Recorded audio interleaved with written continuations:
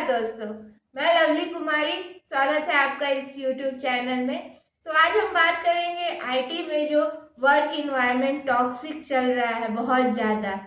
जैसे कि अभी तुरंत में ही हमारे प्रिय आदरणीय नारायण मूर्ति जी ने बोला कि 70 to 80 आवर्स 1 वीक में आराम से हम काम कर सकते हैं, क्योंकि उन्होंने जैसे कि उन्होंने बताया कि जब तक रिटायरमेंट नहीं हुआ उनका, वो तो 70 to 85 आवर्स काम करते थे 1 वीक में। तो उसके बारे में आज हम बात करेंगे कि कैसे हमारा मेंटल हेल्थ, फिजिकल हेल्थ सब कुछ दांव पे लगा हुआ है इस टॉक्सिक इन्वायरमेंट के कारण। इतना सारा लोड मिल रहा है हमको काम करते टाइम। हम 7 आवर्स के लिए पेड होते हैं, सैलरी मिलता है, लेकिन बोला जाता है कि आप 10 आवर्स काम कीजिए। बोलने के लिए सैटरडे संडे वीक ऑफ है हमारा वीक में, लेकिन इतना काम लोड रहेगा आपको कि आप सैटरडे संडे को भी ऑटोमेटिकली काम कर रहे हैं। और मैनेजर बुलाने लगता है, वर्क ग्रुप में मैसेजेस आने लगता है, टीम्स कॉल्स आने लगता है, वो टुन टुन टुडुडु टुन टुन वाला म्यूजिक सुन के इतना गुस्सा आता है लोगों को, क्योंकि सब एक्सपीरियंस करते हैं उस चीज को। मैनेजर जो है माइक्रो मैनेजमेंट करते हैं, एक्चुअली मैनेजमेंट नहीं कर रहे होते हैं। ये ज्यादातर हमको देखने को मिलता है कि नाम के लिए वीकेंड ऑफ है और वीकेंड पे ये लोग कॉल करते हैं, हमको काम करवाते हैं, मैसेज करते हैं। तो ये कैसे ऑफ डे हुआ?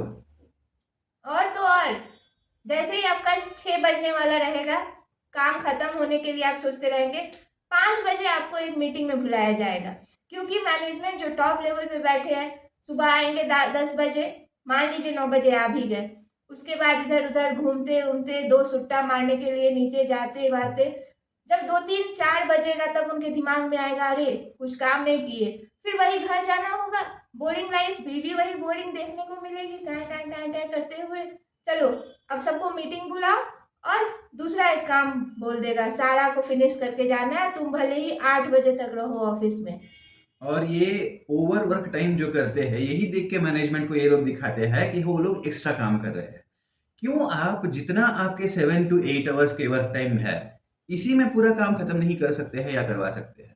एक तो एम्प्लॉयज को उन 8 घंटा काम करना है, उसके ऊपर ये जो 2 3 आवर्स मिनिमम एक्स्ट्रा स्टे करना पड़ता है।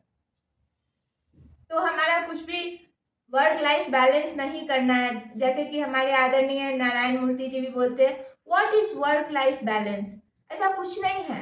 कैसे कुछ नहीं है? हमारे घर में ग्रोसरीज लाना होता है, बच्चों को बाहर घुमाने ले जाना, पेरेंट्स बूढ़े हैं कभी उनको हॉस्पिटल के लिए ले जाना, चेकअप के लिए ले जाना, ये सब काम कौन छोड़ देगा? और हमारा किससे परतर किया जाता है, किससे तुलना किया जाता है?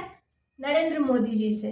अब बताइए, उनको ना पेरेंट्स को ले जाना है, ना बीवी बच्चे को ले जाना है, तो कैसे हम कर सकते हैं? किसी का भी तुलना किसी से नहीं करना चाहिए। हमारा ये आते जा रहा है जनरेशन वाइज, बच्चों का दूसरे बच्चे से कंपैरिजन करना पेरेंट्स के द्वारा या टीचर्स के द्वारा। आप ये भी देखिए कि वो जो बच्चा जो बहुत आगे बढ़ रहा है, उसका डीएनए, जीन्स, ये सब क्या है, उसके पेरेंट्स कितना तेज है, उसके घर में हो सकता है दादी टीचर हो, माँ टीचर हो, पापा टीचर हो, उसका कंपैरिजन आप अगर कोई दूसरा वर्क कर रहा है तो उस बच्चे से आप नहीं कर सकते। लेकिन हमारे यहाँ ये चलता आ रहा है, इंडिया को किसकी तरह बना देना है? चाइना की तरह।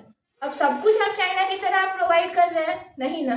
तो फिर इतना अनएम्प्लॉयमेंट, लोग बैठे हुए अनएम्प्लॉय, फिर भी जो कुछ एम्प्लॉय है उन्हीं से आपको क्यों 70 to 80 आवर्स वीक में काम करवाना है? ये 70 आवर वर्क वीक पे मुझे एक अच्छा सा जोक याद आता है। एक पार्टी होते रहता है और वहाँ पर बॉस रहता है, एक बढ़िया सा BMW कार लेके आ जाता है। कार में से उतरते रहता है, उसके एम्प्लॉयज देख के बोलते हैं वाह वाह क्या कार है, क्या कार है, क्या आलीशान कार में से उतर रहे हैं, इतना महंगा सूट पहन के आ रहे हैं, छरिश्मा तो देखो। ऐसे एक एम्प्लॉय थोड़ा डेयरिंग करके जाता है बॉस के पास, बॉस क्या बढ़िया कार ले आए हैं, कितना मस्त कार है, ऐसे तारीफ करता है। बाद ऐसे कंधे पे हाथ रख के बोलता है, तुम अगर एक्स्ट्रा काम करके, थोड़ा और दिल लगा के, थोड़ा और मेहनत करके, थोड़ा और प्रॉफिट्स लाओगे कंपनी के लिए, तो मैं अगले साल और अच्छा कार खरीद लेके आऊँगा। तुमको कुछ नहीं मिलने वाला है यार 70 80 घंटा काम करने से। हाँ, अगर तुम्हारा अपना वर्क हो, अपना बिज़नेस हो, लगाओ 70 घंटा। इनिशियल स्टेजेस में लगाना पड़ता है, तभी तुम्हारा वर्क, तुम्हारा बिज़नेस आगे बढ़ सकता है। लेकिन अभी जो 20 या 70 आवर्स वर्क बोल रहे हैं, उसमें से आपको क्या फ़ायदा मिलने वाला है? कुछ भी नहीं। आपको वही 20-25 हज़ार मिलने वाला है हाथ में। आपको वही एंट्री लेवल जॉब मिलने वाला है, आपको वही एंट्री लेवल सैलरी मिलने वाला है एक्सपीरियंस होकर भी। वही मान लीजिए, आपको एक बेसिक पेमेंट दिया जाता है, आपको अगर सैलरी दिया जाता है वो बेसिक परफॉर्मेंस के लिए दिया जाता है, तो आप उधर बेसिक परफॉर्मेंस दीजिए। अगर आपको 2 घंटा बच रहा है, आप किस लिए ज़्यादा ज़्यादा काम कर रहे हैं, क्योंकि आपको इनसिक्योरिटी है अपने जॉब के लिए, तो आप उधर से 2 घंटा बचाइए। आप उधर से 2 घंटा बचा के कुछ ऑनलाइन काम कीजिए, या कुछ एक अलग सेटअप बिजनेस बनाइए, पार्ट टाइम दूसरा जगह अपना दीजिए। वहाँ ऐसे 70 घंटा काम करने पर भी चलता है। वो ठीक है, आप 70 घंटा या तो दूसरा बिजनेस धीरे धीरे बढ़ाकर बना रहे हैं, या फिर आप थोड़ा काम उधर कीजिए जो जॉब आपका है डेली लाइफ का, और 2 घंटा दूसरे प्रोजेक्ट में कीजिए। जैसे आजकल लोग कर रहे हैं, एक तो आईटी में काम करते हैं, दूसरी जगह प्रोजेक्ट करते हैं। जैसे स्कूल में काम कर रहे हैं, दूसरी जगह ट्यूशन दे रहे हैं। तो अगर स्कूल वाला अच्छे से आपको 12 घंटे का पैसा दे, तो आप 12 घंटे 10 घंटे स्कूल में रह के आप अपना वैल्यूएबल टाइम वहां दे सकते हैं। 12 लेकिन घंटा काम का भी एक चीज़ होता है। 7-8 घंटा काम करने का सैलरी भी जो है, वो एक्चुअली बाहर के या मार्केट के स्टैंडर्ड्स पे नहीं देते हैं। बोलते हैं कॉम्पिटिटिव सैलरीज़, लेकिन कोई भी वर्क प्लेस, चाहे वो कोई कंपनी हो, कोई स्कूल हो, कोई एस्टेब्लिशमेंट हो, वैसे कॉम्पिटिटिव सैलरीज़ तो ज़्यादा मिलते नहीं रहता है।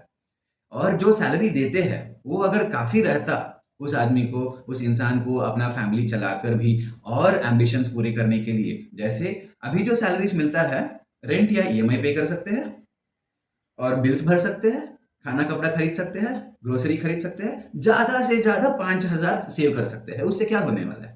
कुछ हो सकता है? नहीं। बेसिक पे इतना रहना है कि उतना में आपका जो भी एम्बिशंस हो वो पूरा होना है। उसके ऊपर एचआरए जो है वो एक्चुअली आपका रेंट को कवर करना है। इस तरह पे लेवल रहना है। वैसे पे लेवल रहेगा तो मूनलाइटिंग कोई क्यों करेगा? क्योंकि समझिए कि अगर आदमी 8 घंटा 9 घंटा कुल मिलाकर ट्रैफिक में बैठने का, आने का, जाने का सब मिला के 10-12 घंटा ऑलरेडी वर्क प्लेस के लिए लगा रहा है, तो उसके ऊपर और मेहनत करने का किसको मन रहता है? अगर सैलरी काफ़ी है, तो कोई मूनलाइटिंग करने की ज़रूरत पड़ेगा। और कंपनीज़ ये बैन भी करते हैं कि मूनलाइटिंग नहीं करो, इस टाइम के बाद और उस टाइम नहीं करो, वर्क लाइफ बैलेंस बनाए रखो। वर्क लाइफ बैलेंस बनाए जैसे सैलरी और पॉलिसीज़ तुमको रखना है ना, ये नहीं होता है। मूनलाइटिंग करने वाले एम्प्लॉइज़ को परेशान करते हैं, तंग करते हैं, निकालते हैं, एचआर से द्वारा मीटिंग्स, नोटिसेस दिया जाता है, ये सब होता है। क्यों करना पड़ेगा ये सब अगर तुम अच्छा सैलरी दे रहे हो? चलिए, वो तो सैलरी नहीं दे रहे हैं, उसके बाद आप ओवरवर्क उतना ही सैलरी में अगर मांग रहा है ना, आप बिल्कुल मत कीजिए। आप लेबर लोग को ले लीजिए, लेबर या घर में जो मेड आती है, वो लोग बहुत अच्छे से पॉलिसी कर रहे हैं। अगर आपको सिर्फ झाड़ू और पोछा के लिए रखा गया है, सिर्फ झाड़ू पोछा बर्तन ही वो करके चले जाएंगे।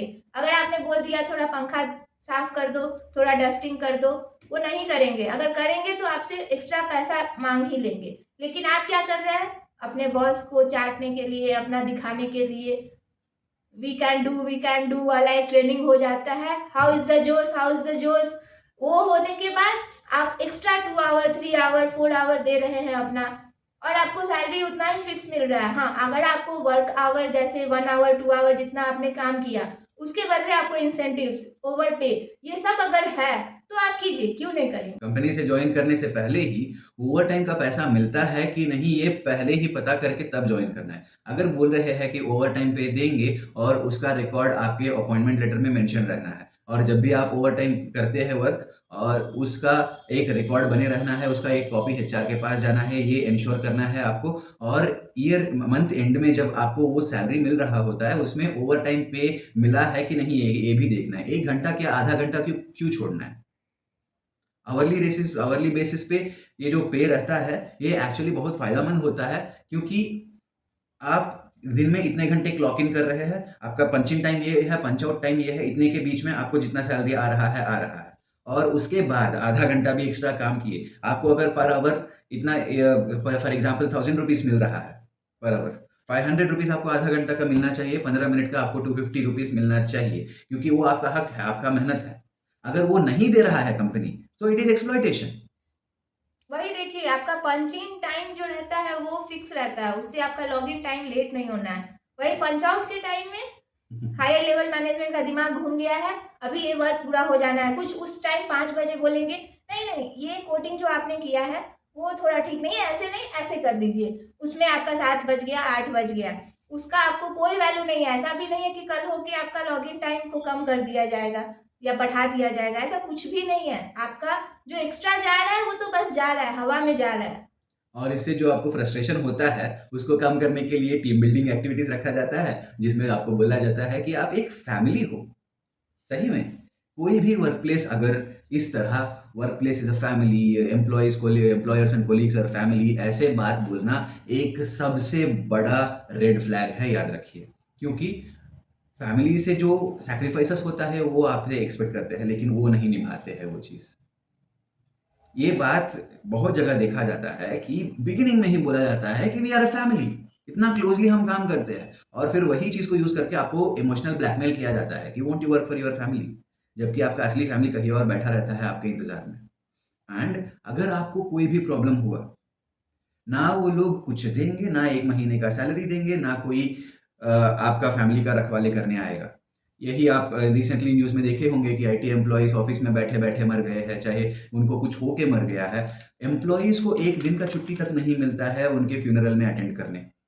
1 दिन ऑफ़िस वर्क स्टॉप नहीं करता है आपके आपके ऑनर में। वही आप फैमिली है तो ऐसे होता है? नहीं। 1 दिन का छुट्टी छोड़ दीजिए, 2 मिनट का साइलेंस भी नहीं रखा जाता है ऑफ़िस में, unless there is a good manager who wants to show that respect to you. कोई भी पहले वर्कप्लेस फैमिली नहीं होता है। वर्कप्लेस वर्कप्लेस होता है, फैमिली फैमिली होता है। फैमिली को जो टाइम देना है, वो आप अगर फैमिली को नहीं दे रहे होते, तो कुछ इनसिग्निफिकेंट चीज़ पाने के लिए कुछ सिग्निफिकेंट चीज़ में आप अपना घाटा कर रहे हैं। पहले के ज़माना में आप देख सकते थे, जो बीमारी 50 के बाद आता था, वो बीमारी आजकल 30 के बाद ही शुरू हो जा रहा है। पहले के ज़माना में उतना डिप्रेशन केस, उतना डाइवोर्स केस, उतना हार्ट अटैक, ये सब नहीं था। आजकल क्या है? एंग्ज़ायटी लेवल है, क्या है? डिप्रेशन है, क्या है? हार्ट अटैक आ गया। तो ये सब केसेस आजकल क्यों ज़्यादा बढ़ रहा है? क्योंकि आप अपने फैमिली को, आप अपने पेरेंट्स को, बच्चों को, अपने आप को टाइम बिल्कुल नहीं दे रहे हैं। सिर्फ वर्क लाइफ ही आजकल रह गया है। ज़्यादा से ज़्यादा काम किए आप, रात में गए, अब आपको नींद पूरा नहीं हुआ, या तो नींद से पहले क्या 2 पैग मारे, फिर सुबह उठे, फिर से गए ऑफिस, उधर सुट्टा मारे। तो ये सब सुट्टा, पैक्स, इस चीज़ के भरोसे, ड्रग्स ज़्यादा बोलेंगे तो, ये सब के भरोसे आजकल चल रहा है लाइफ।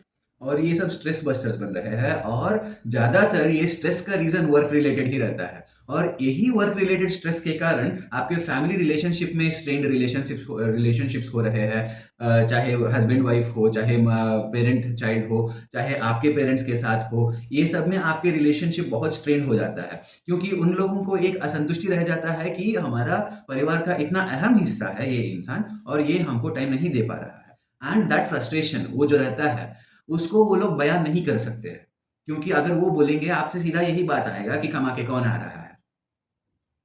तब क्या होता है, they will not point out to you in a direct way. तब क्या होता है, वो बात को घुमा के किसी और चीज़ पे गुस्सा दिखाएँगे। तो अब हम मिलते हैं दूसरे वीडियो में, तब तक के लिए धन्यवाद। आप अपनी राय भी कमेंट में ज़रूर दें।